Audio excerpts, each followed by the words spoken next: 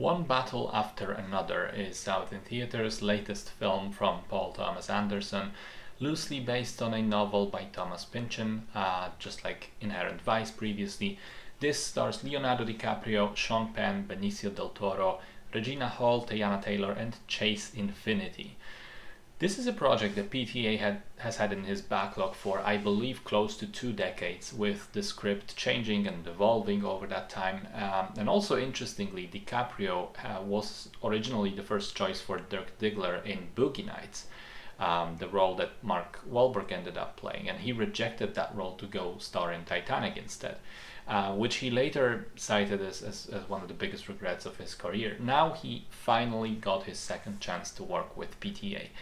The film starts with an extended prologue about a group of American left-wing revolutionaries called the French 75.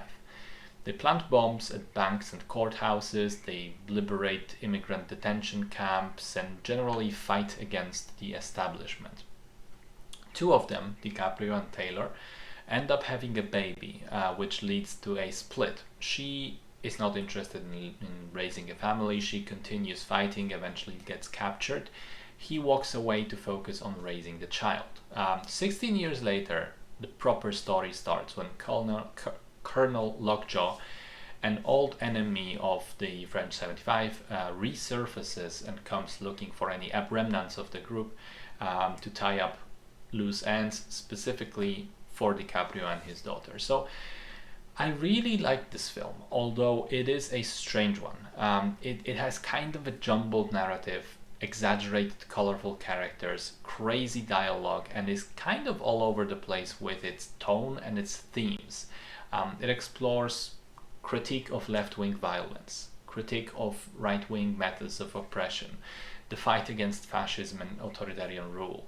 Finally, a relationship between a father and a daughter, done through this lens of an aging stoner being forced to try and go back to his revolutionary past in order to survive.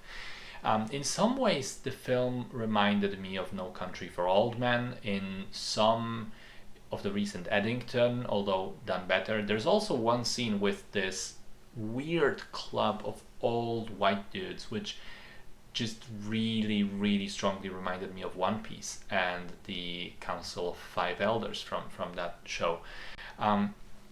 What I liked most about this film are three things. One, the film is surprisingly funny for its premise, which should not maybe be a surprise because it's a constant with PTA films. He makes stories which on the surface appear to be serious and dramatic, but something about the way he executes them means they are essentially almost these weird comedies.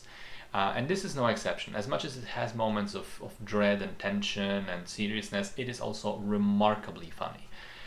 Two, the characters are written in a wonderfully absurd way where you're initially kind of shocked by how ridiculous they seem and sound, starting even with the names like Perfidia Beverly Hills. But then once you embrace the kind of heightened reality of the film, you really start to appreciate it. And three, tied to that, the way these characters are played. All of the performers in the film are wonderful. DiCaprio, great as usual, particularly in his freak-out scenes, like the entire dojo sequence with the phone call in the middle of it. You know, he essentially plays this like an anxious and paranoid, washed-up Big Lebowski thrown into a chaotic war situation. Sean Penn gives the best performance in the movie, and I think one of the best of his career. His lockjaw is totally nuts. Everything about this character, from the walk and the facial tics and the hair and the way he talks, is just fucking weird and off-putting. He is one of the most absolutely abhorrent villains ever put to film, and the way he brings that to life is a large part of that. Benicio del Toro is also wonderfully enjoyable as the sensei. Every moment he's on screen was deeply entertaining to me, just superb character. A couple of additional points. Cinematography is beautiful. The movie was shot mostly on VistaVision, like The Brutalist earlier this year, and has that large, epic look. The music, both the score and the song choices, are fantastic, particularly the little anxious piano tune that keeps playing throughout Act 2 of the film. I loved the way that the final chase scene was in the desert was constructed and conceived and filmed. I think it's incredibly original. It's fresh and new, and of course very tense. And finally, and perhaps I should have talked about this a bit earlier, but the pacing of the film is absolutely impeccable. It's a movie that goes on for 2 hours 41 minutes, yet it breezes past. It has a great kinetic tempo to it, which means it's never boring, constantly on the move, constantly something new is happening. You really don't notice time passing by. So yeah, I really liked it. I'm not sure I caught all of its themes or could fully, interpret what it's supposed to mean and be about, but I can tell you I had a great time with it and found it unique, entertaining, and fun.